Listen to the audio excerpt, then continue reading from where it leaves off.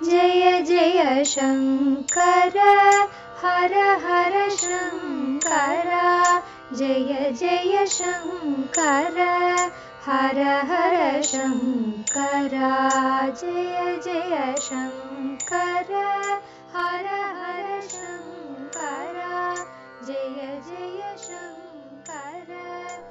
சமூக தனி வாழ்க்கை நெறிகள். தெய்வத்தின் குரல் 3ஆம் பாகம். பரோபகாரம். வரதட்சிணை பெரும் கொடுமை.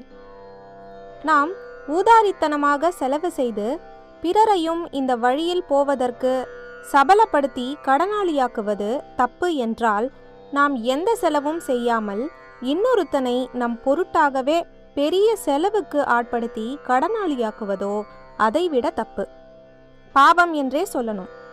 வரதட்சிணையாலும் படாடோப கல்யாணத்தாலும் எத்தனையோ குடும்பங்களை கடனாளியாக பண்ணியிருப்பது நம் சமுதாயத்துக்கே பெரிய அவமானம். வைதீக அம்சங்களுக்கு மாத்திரமே முக்கியத்துவம் தந்து கல்யாண செலவை எவ்வளவுக்கெவ்வளவு குறைக்க முடியுமோ அப்படி பண்ணி டாம்பிகமே இல்லாமல் சிம்பிளிஃபை செய்ய வேண்டும் என்று நானும் ஓயாமல் சொல்லிக்கொண்டேதானே இருக்கிறேன். கேட்கிறவர்கள்தான் அபூர்வமாயிருக்கிறார்கள். வரதட்சிணையும் சீர்செனத்தையும் கேட்பது பாபம் என்கிற உணர்ச்சி பிள்ளையை பெற்றவர்களுக்கு உண்டாக வேண்டும்.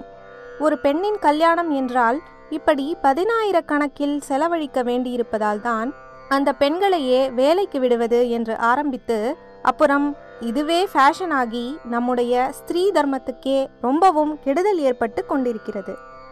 ஒரு ஆயுட்கால சேமிப்பும் போதாமல் கடன் கஸ்தி வாங்கித்தான் கல்யாணம் பண்ண வேண்டும் என்ற நிலையில் அநேக குடும்பங்களை வைத்திருக்கிற வரையில் நமக்கு மற்ற பரோபகார தொண்டுகள், ஜீவாத்ம கைங்கரியங்களை பற்றி பேசவே லாயக்கில்லை என்று தோன்றுகிறது.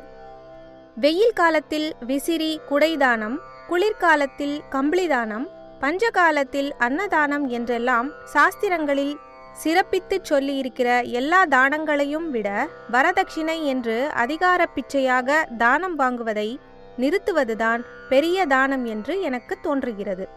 மற்றதெல்லாம் ஒரு பீரியடுக்கு, அதாவது காலகட்டத்துக்கு மட்டும்தான் பயனாவது.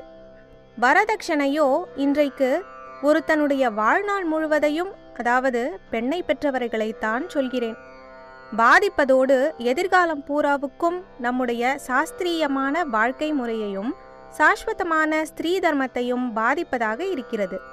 ஆனபடியால் வரதட்சணை வாங்காமல் இருப்பது நிரந்தர தர்மதானம் என்றே சொல்லலாம். ஒரு பக்கம் ஆடம்பர கல்யாணம், இன்னொரு பக்கம் கல்யாணத்துக்கு பணமில்லை என்பதால் பெண்களை வேலைக்கு விடுவது, கடன்படுவது என்கிற மாதிரி கஷ்டம் ஏற்பட விட்டிருப்பது கொஞ்சம் கூட நியாயமில்லை.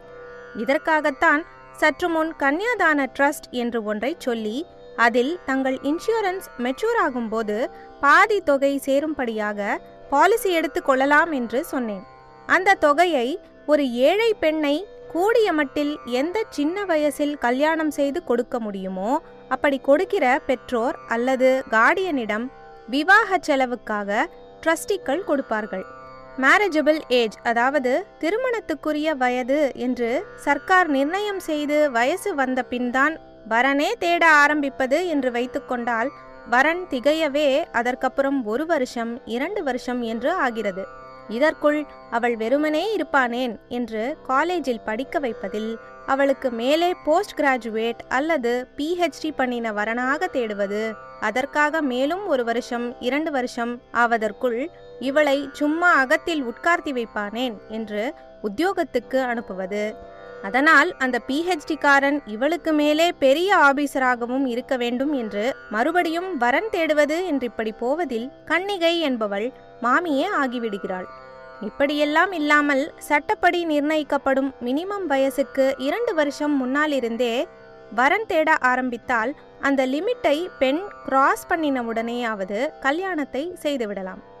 ரொம்பவும் வயசேறி போன பெண்ணுக்கு கல்யாணமாவதே சிரமமாகிறது.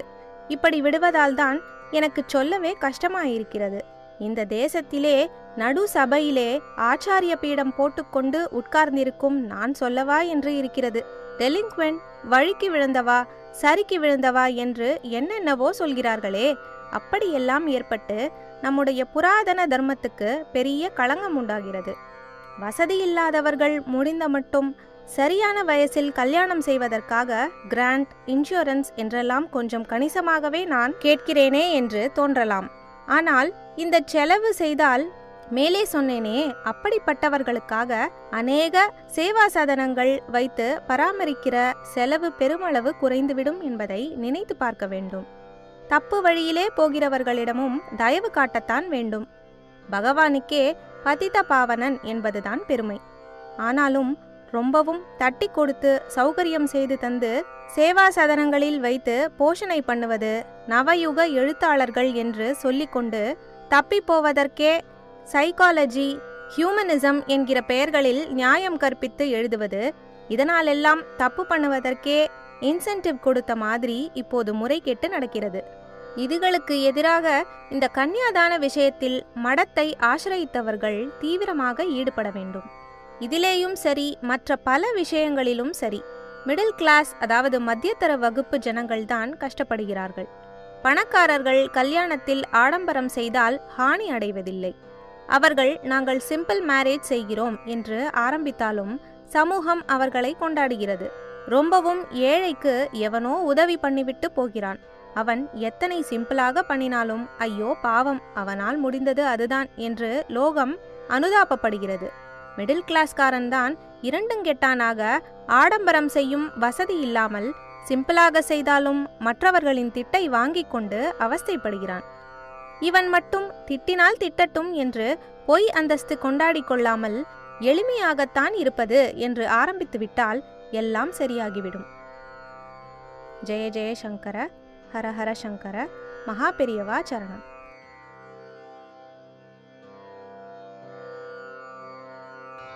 जय जय शंकर, हर हर शंकर, जय जय शंकर, हर हर शंकर, जय जय शंकर,